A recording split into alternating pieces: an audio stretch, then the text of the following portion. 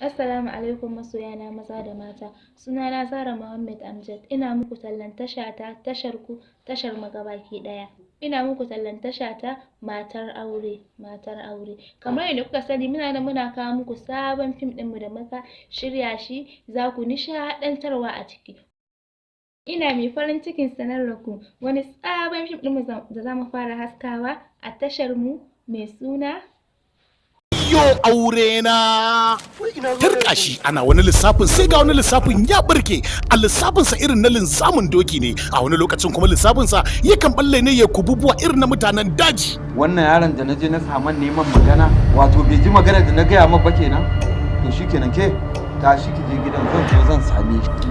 Har yanzu mijinki bai daina wannan halin ba? Haka jiya ya tara kattai da 'yan mata ba abin da suke shafa shi hayaki wannan falon. Ke muguwa, da baki san matar shi bace ba.